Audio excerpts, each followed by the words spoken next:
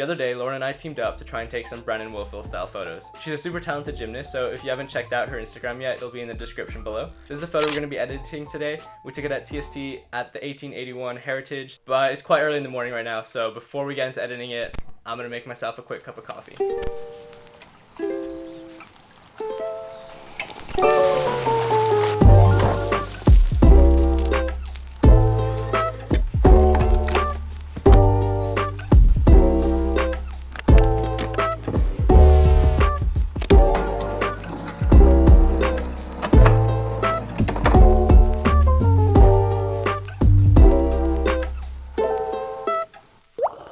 So we took this photo around sunset, and it's just a photo of her doing a splits jump with the sun in the background going through the two buildings. So I kind of liked it, and we're going to get into editing this one. So the first thing we're going to do is resize it and reframe it, and then we're going to go to the tone curve and adjust that. Bring up the shadows a little bit, make it kind of that faded look that Brennan Woelfel really likes to go for. And then also bring up the highlights a little bit just to brighten up the overall image. And then just play around with it for a little bit until you're happy. Next, we're going to go through the basic adjustments, and the first thing I'm going to do is move the contrast down, and then the shadows up a bit, and then the whites down, and also the blacks up a bit to get more of that faded look. And then I'm just going to increase the clarity and the vibrance a little bit. Then we're going to go to the HSL color, and we're going to start off with the reds. I'm going to bring the hue down to about -24 and the luminance up to around 30. And then the orange, we're going to bring the hue down to -52 and the luminance to about 60. And then we're going to leave the yellows as they are and move on to the greens, where we bring the hue up a bit, make that grass look a bit nicer. Saturation up as well, and the luminance up too.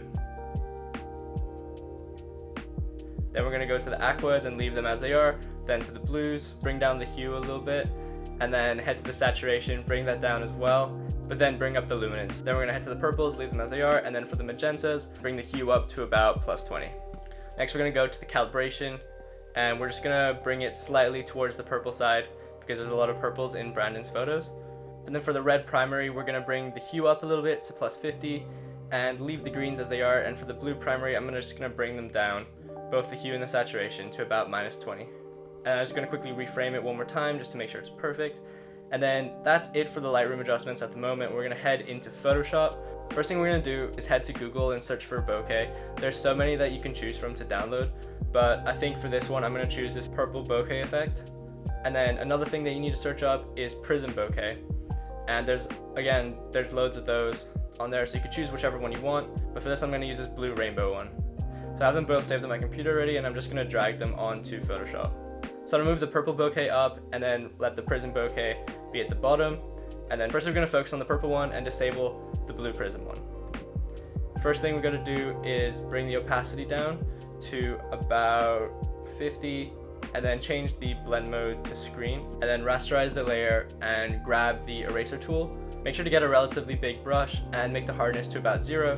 I've also got the flow down to 35% at the moment, just so it doesn't become too obvious that I'm making any adjustments. I'm just going to paint away the edges and any unwanted aspects of the bokeh that I don't really want, just to make it look like it's actually part of the image. And then because purple doesn't really fit within this photo, I'm going to add a color balance and create a clipping mask so it only affects the purple bokeh, and just try to make it a bit more orange so it looks like it's coming from the sunset.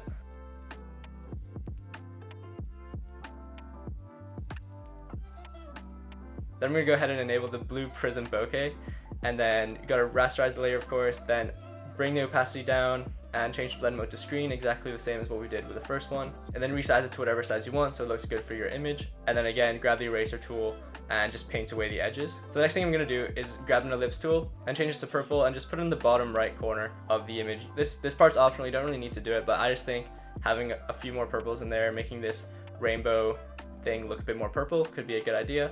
I'm just going to rasterize the layer again, grab the eraser tool, and paint away the edges so it kind of looks like it's part of the image. Exactly the same as what we did with the two bokeh overlays. I'm just going to reposition it to where I want it. I think in the bottom right corner it looks kind of good over top of that rainbow. It just kind of adds a little more flair, a little more Brennan Woelfelness to it.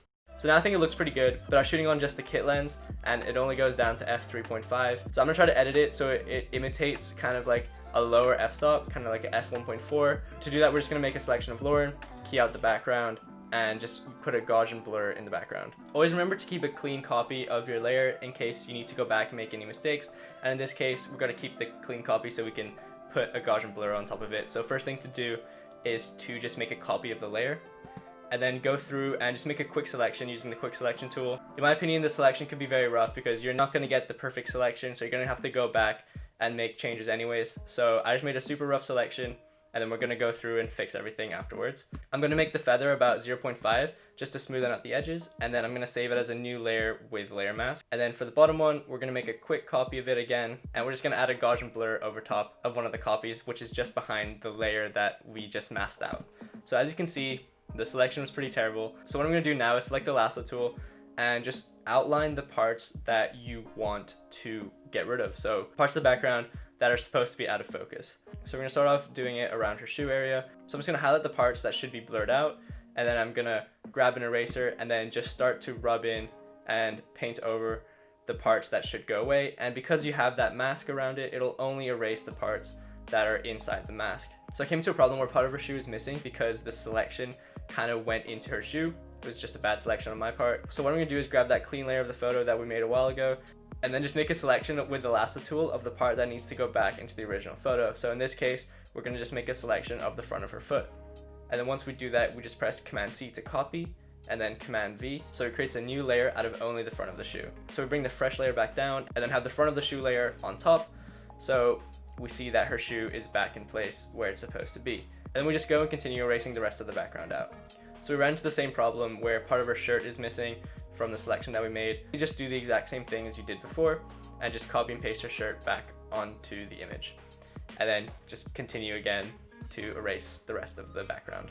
So when all that's done, hopefully it looks really good, and then you can just enable the rest of the overlays that we put on. I'm starting to realize that that purple ellipse that we made is a bit too strong, so I'm just gonna bring its opacity down. So I'm just gonna bring in one more curves adjustment because it looks a little bit too bright for me. So I'm just gonna bring the shadows, the midtones, and the highlights a little bit down. And to me, that's starting to look a little bit better, a little bit more like it was towards the end of the sunset. One last thing I'm gonna do is fix her leggings. As you can see, they're a little bit faded out. So we're just gonna select the blue rainbow bouquet layer and then grab the eraser tool, bring the flow all the way down to about 30. And we're gonna make the size to around 115 and the hardness all the way to 0. And I'm just gonna paint on her leggings so that they become more black and less faded out, so it doesn't make the overlay over dominate the image. So yeah, that's the final image. I would highly recommend giving this a shot. I really like trying to imitate other creators' work. It kind of just makes me understand the software more, how to use Photoshop. I've learned a lot with Photoshop and Lightroom just from trying to imitate Brandon Woelfel's photos, so I'd highly recommend giving it a go. I hope you learned something from this video and enjoyed it. Please leave a like and subscribe, and I'll see you guys in the next video. Cheers.